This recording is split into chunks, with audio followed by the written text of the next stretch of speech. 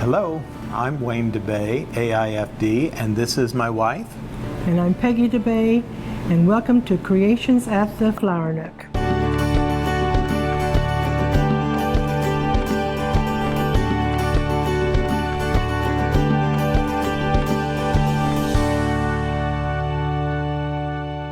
Hello, I'm Wayne DeBey, A.I.F.D, the Flower Nook in Salina, and I'm here today presenting Creations at the Nook. We're going to start off talking a little bit about scale. Scale is one of the elements of design, and I know we've talked about that in the past.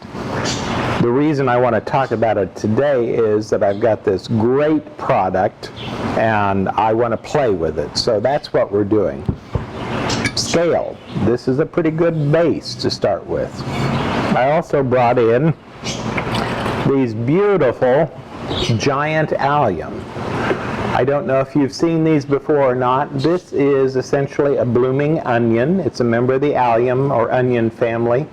And this time of year we start to see these beautiful big balls on the market.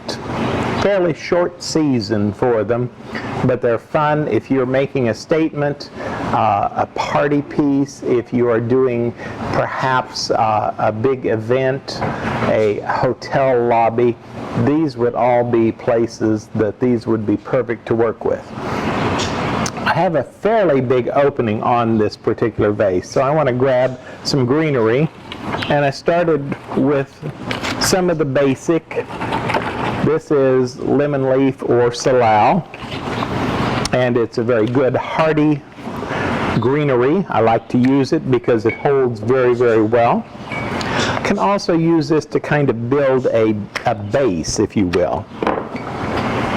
We're going to come in and create that basic structure in the vase.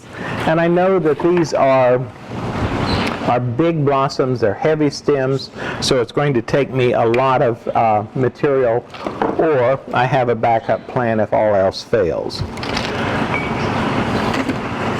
Kind of clean this up. It looks like a lot of bugs have been visiting the salal. Salal is still a wild-grown product out of the Pacific Northwest. And in fact, when I go to visit my kids in Portland, if you go out into the woods, as you start to come up a little in elevation, salal is just everywhere as an understory plant. These have kind of an oniony fragrance, doesn't smell like garlic, it doesn't smell like a straight onion. It does have a little sweetness to it, so it wouldn't be a terrible thing in some sort of arrangement. It also has very good vase life. Again, that's where I would suggest using it for event or hotel, big work. Giving it a fresh cut, and I have processed these in a bulb food. We have specific bulb food preservatives, if you will, that are made for them. Or I should say I had it processed in. I didn't actually do it myself, but that's okay. And I have 5 of these. These are, as you can see, kind of wobbly. We're moving around. Looks like it's going to knock me in the head. It may. So in order to compete with this scale, I needed to have another blossom of about the same size or the same space requirement. And I have these big, beautiful, golden-centered sunflowers. If you'll notice, they're a little bit weepy, or not weepy, maybe it's just the head is so big. I don't always like to wire a blossom, but in a case of this, where I want to have control, I'm going to take a very heavy grade wire. I'm going to come up and on the back side of this, tuck this in behind, into the base of the sunflower. I don't really want to go directly in the neck. I want to go to the side, and that will allow me to have control and yet not damage the vascular system in this particular blossom. Then I'm coming in, I've chosen some light green tape. One thing that I have learned over the years, and I've been doing this now in my 37th year, is to try to cover your mechanics, make it look as natural as possible. Obviously, a wire running alongside a stem is not a supernatural look. So I've got this spring green tape, it's called. It's a floral tape. And I'm going to come down and wrap the stem. And that'll take me a moment or two. You want to, with the floral tape, you want to pull and turn so that it seals onto itself.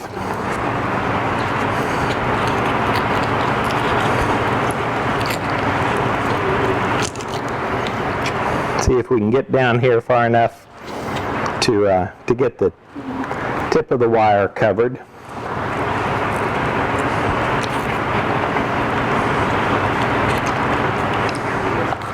There, I think I'm starting to finally get the control that I want with this blossom. Like I said, not a big fan of wiring. When I first got into the business, we wired almost everything. The quality of the product has improved so much, in part by the quality of the growers, the quality of the transportation of product. It just is much, much nicer product these days.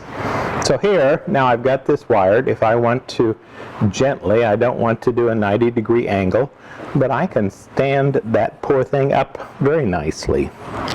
Again, fresh cut, always a fresh cut when you're working with product. We'll come in and see if I need to wire all of them, hopefully not. And I may skip ahead on it just so you can see the end product rather than get to watch me wire and tape everything. I'll see if I can tape this one so I can get control. Again, if this were product going out, I would want to make sure this wire's covered all the way so it's a professional finish on it. If you're doing it for your home, doing it for yourself, not as important probably. Again, if you start to get a little side angle here and the difference in the uprightness of the blossom. I don't always have to have them standing upright, but in this application, I felt like I really wanted them there.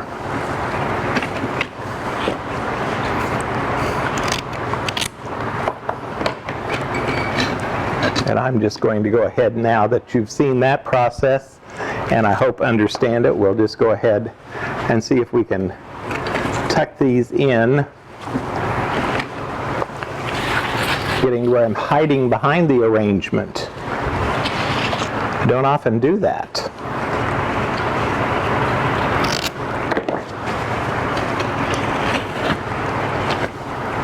There.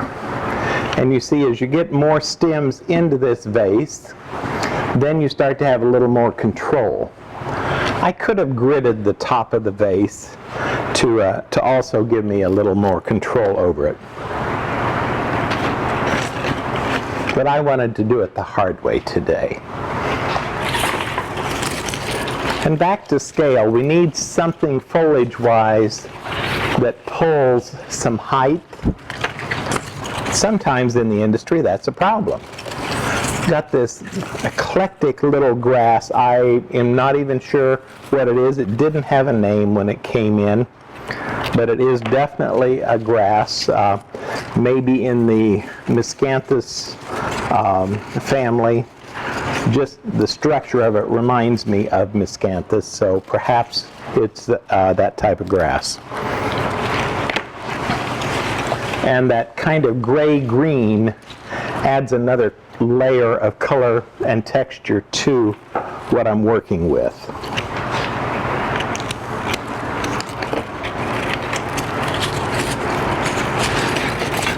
We'll just keep lacing things in and see how we do.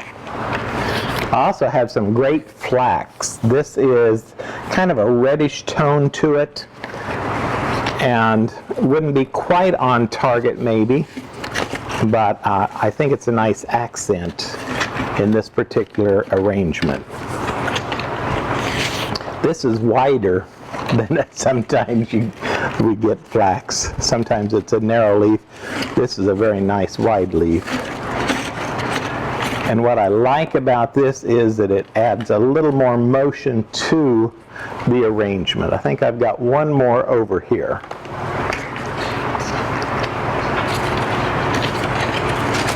I'm going to come around towards the front, perhaps, and tuck and see how we're doing, if we can get this somewhat in place.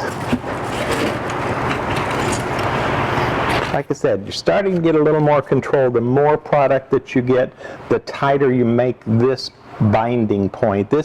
In this vase, the neck, the top of the neck is the binding point. So that's where you need it to tighten up. Now, if I really don't like the looseness of this, my backup plan is to come in and take some of my trusty bind wire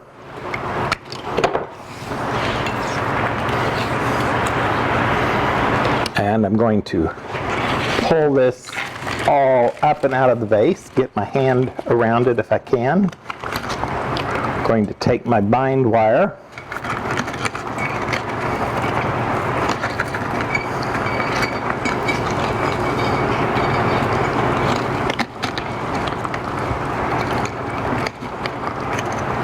and pull this up snug it up a little, and twist this,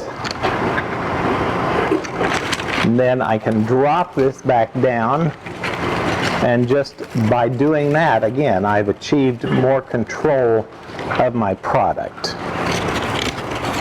So, not a perfect example, but I think I've tried to show you a number of ways to arrange with something on this scale.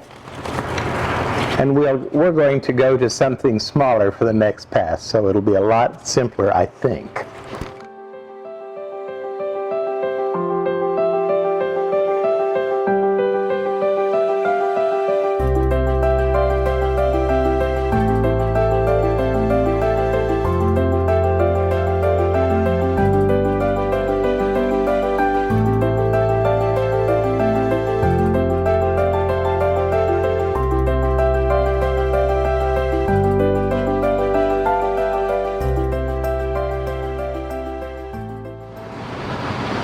Well, we achieved that, so let's try something else. This time we're going to a more manageable scale. I wanted to show this product today for two reasons. One, because it is beautiful, but probably one of the biggest reasons about this particular floral product that I'll be showing is that it's part of our locally grown product. We have two growers that are actively growing in the area, and we're starting to see their product come into us, which is very exciting. We've not had locally grown product for a long time. Probably, if anyone remembers the Ritz greenhouses in Abilene, that was back maybe in the 60s, might have stayed into the 70s. And they actively grew fresh flowers for the region. But due to the changing market, the development of transportation, the cost of heating a greenhouse in central Kansas, that all pretty well moved away. So these two ladies actually that are growing, and they're not doing greenhouses. They do have greenhouses, but they're not heating, and it is a seasonal product only.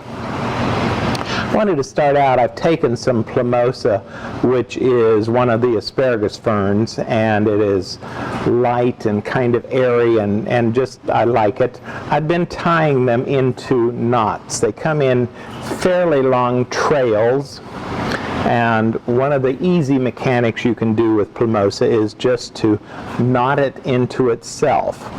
And this is one of those manipulations of foliage, and if I have time, I want to talk a little bit more about that as we come into it.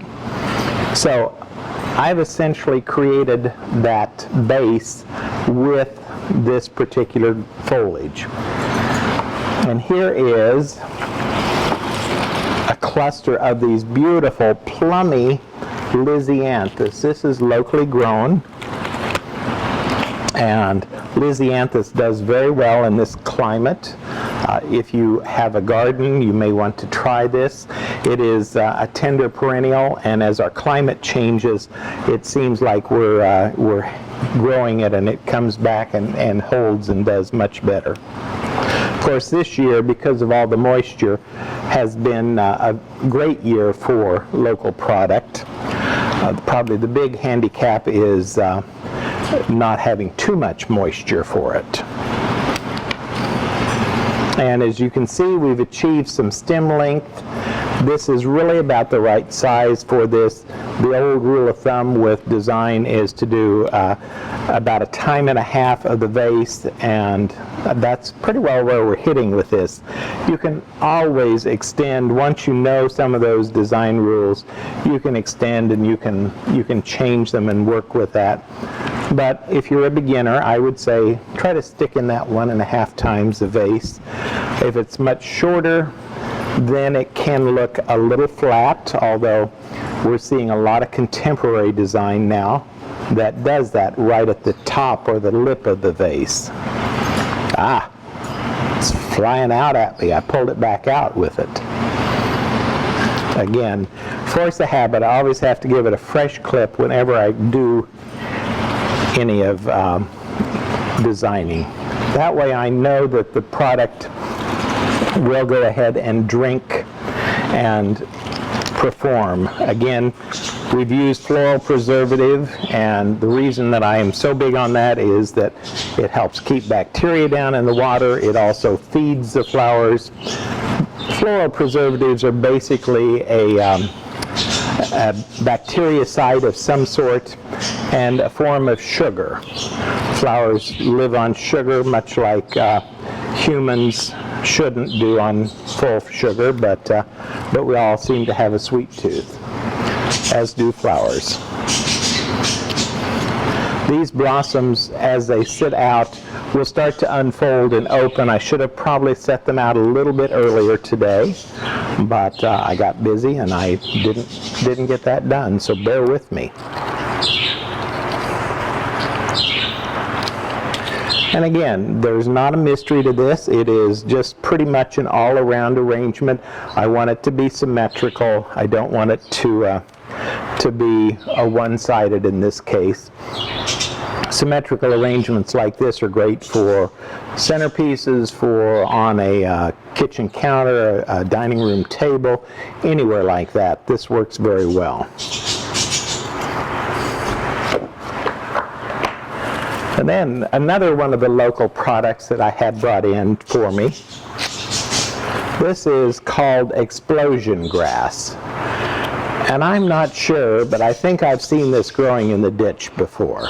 But I do like this. I do think it's a fun, airy product, and because I've started with that Plumosa and I have that lightness in it, I think this works very nicely as well. So we're just going to clip a little bit of explosion grass and tuck it down and around.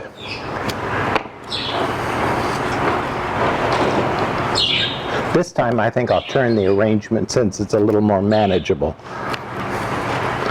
This is a joint grass, if you will, and it's fairly brittle. It will break rather easily.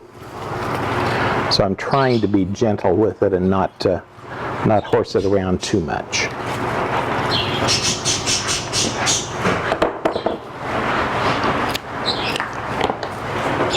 Let's come in over here. I've got one last piece of the grass, and there we are. And that was easy and simple, and it should have great vase life. Lisianthus is an excellent fresh flower, will last very well in the home. And the explosion grass, the Plumosa, I would think with minimal care you would have a week, 10 days, maybe longer out of an arrangement like this.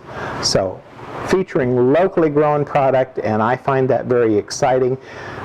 Kind of tailing in with the local food markets, the growers that we're starting to see come back in this area. And I think that's important that we be able to know where our product comes from as much as we can. It's not going to be 100%, but when we can find it local, let's go there.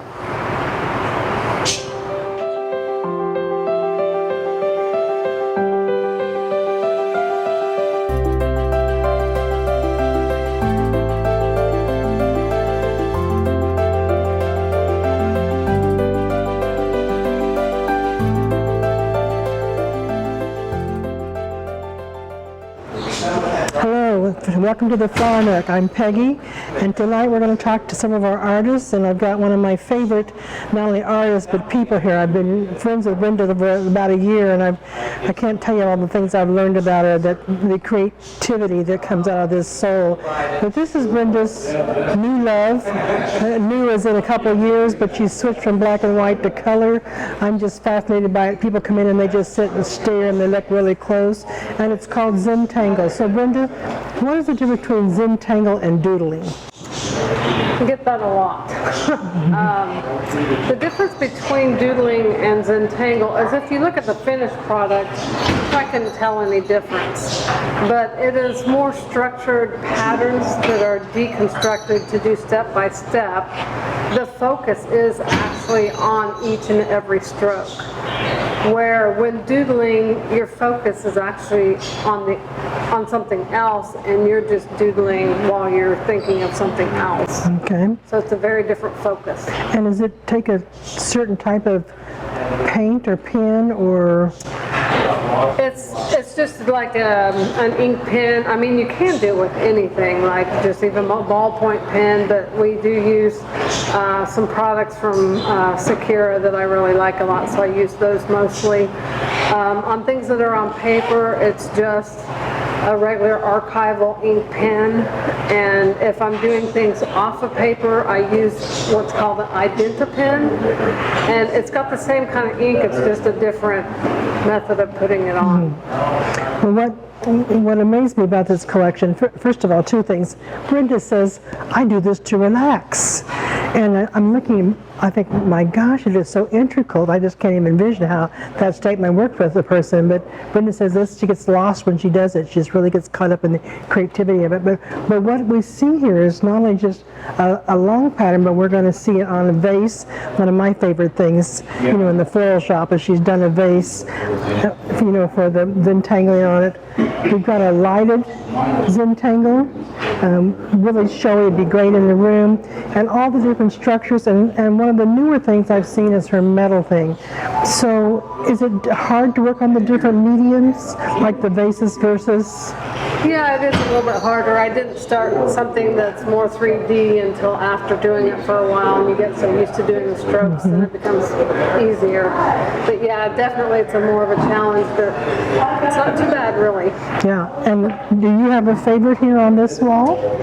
Well, this is probably one of my favorites now. I'm doing another exploration. So the tangle stuff is the same for every piece I do, but I try to use the substrate as the kind of a new thing. And so I'm trying some stuff for outdoor. And so it's many different products than what I've used, and it's a lot more involved method. But I do kind of like the vibrant color because it's a highly pigmented paint used for murals outside. Yeah. Are you saying that this can go outdoors? Yeah, that's what I'm Oh my gosh, that's really good to piece, know. But I'm hoping to get to where I can make pieces to Good go to know. outdoors. That'd be really great on the side of a house, really make the house pop with the process. So what's in the future for you, Brenda? I have no idea. I just tangle and I don't think about the future. It It takes me to just the present unrolls. moment, and It just that's unrolls. all I know about it so far. more. Well, we're going to follow along because I know it's going to be fun, whatever she winds up doing, and I thank you for being here. Really, we really love it. Thank you.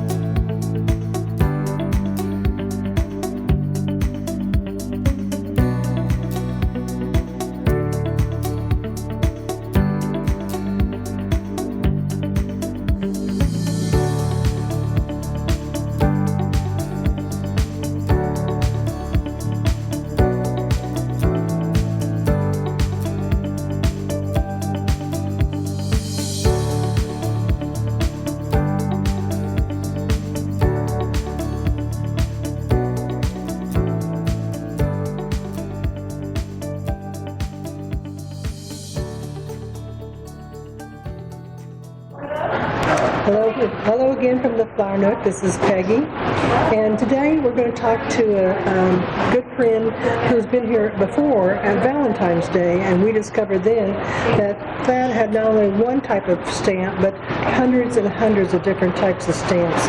And in the Flower Nook, we're always looking at a way to honor their creative process, collection being one of the ways, and the way you display your art being another way. So this is Thad Shamborg. And Thad, tell us what you've done for us today. Well, it's a collection of stamps, postcards, stamps, first day covers, plate blocks. I collect everything stamp related, and I take it from a full sheet or singles, and then frame it to what I enjoy or like, or I guess whatever somebody else would, want to collect, and frame it and mat it and present it. So the collection we have tonight is kind of the American Freedom Veterans Tribute, and we've got a lot of presidential things. We've got some World War stamps. We've got some aircraft here, and I've noticed you've got some things here that say 1945, and we've got 1999. So in your collection, what is the earliest date stamp that you would have? Well, the earliest on the wall is probably 43. Okay. The earliest I would have in a book would probably be 1860. 1860, wow. That's interesting. So these here don't have postage on them. I was kind of curious about that. So These two here are what would have been sent from a ship, submarine, back to the States. And with that, they wouldn't have to have postage on it to mail it. Oh, okay. Interesting. Very interesting. And then over here in the corner, you've got a wonderful tribute to President Kennedy. And I don't know of anybody that doesn't have a fond spot for President Kennedy. So to see it all lined up like that, it's really a great reminder of a person that he was. And is that your total collection for President Kennedy? No. I didn't think it was. Yeah, because you've got so many stamps that finds it being fun. But how interesting that is.